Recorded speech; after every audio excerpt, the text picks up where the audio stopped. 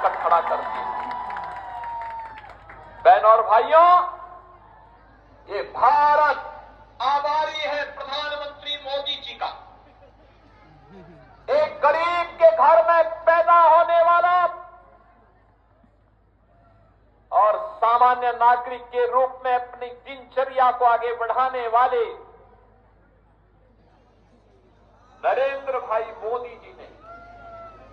2014 में भारत को नेतृत्व देना प्रारंभ किया। आज आप देखते होंगे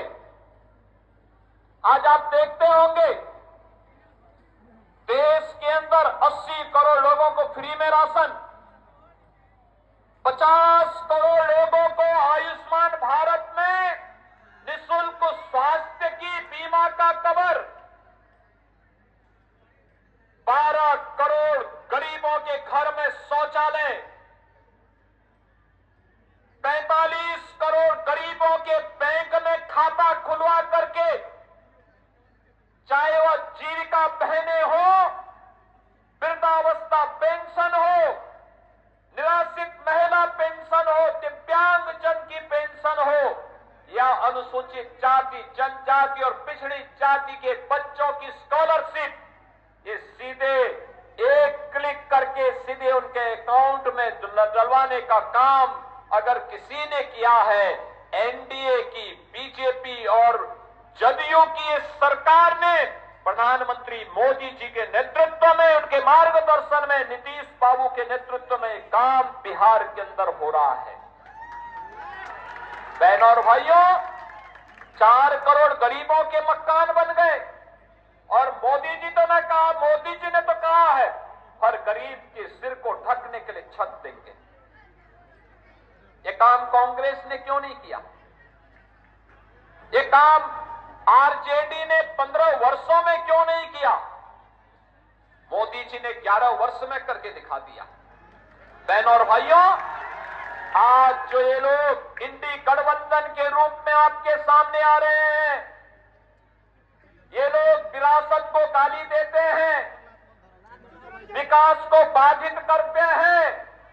और गरीबों के कल्याण के लिए चल रही इन योजनाओं में फिर से डकैती डालने का और उसे हजम करने की रणनीति के तहत ये लोग सत्ता में काबिज होना चाहते हैं। याद करना, अगर कांग्रेस और आरजेडी जीतती है तो गरीब के राशन को सबसे पहले बंद करके हजम कर डालेंगे। नौजवानों की नौकरी के नाम पर ये लोग नौकरी तो नहीं देंगे, नौकरी के नाम पर आपकी जमीन को भी हजम कर डालेंगे। ये लोग विकास तो नहीं कराएंगे,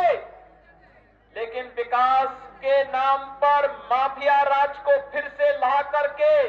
नग्न तांडव करवाने का कार्य सीवान के अंदर और बिहार के अंदर फिर से करने का कार्य करेंगे। याद करना, जैसे उत्तर प्रदेश के अंदर हर पेशेवर अपराधी और माफिया समाजवादी पार्टी का शागिर्द है, ऐसे ही बिहार के अंदर भी हर पेशेवर माफिया और अपराधी आरजेडी और कांग्रेस का शागिर्द है। इनको पनपने नहीं देना है,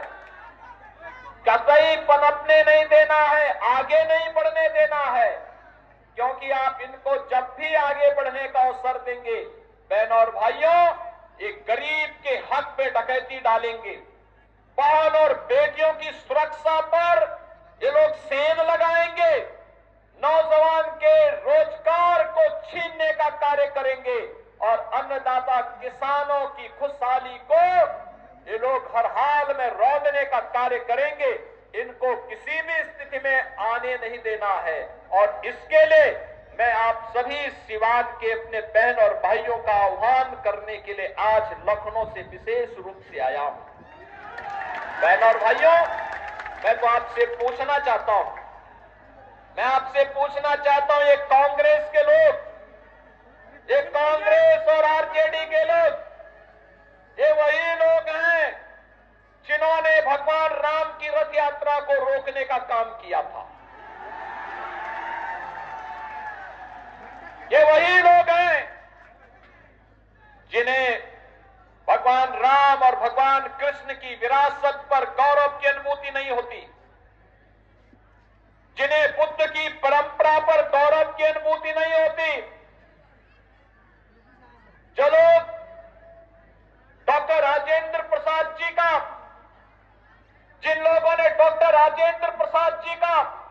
लोह पुरुष सरदार वल्लभ भाई पटेल जी का, बाबा साहब डॉक्टर भीमराव अंबेडकर जी का,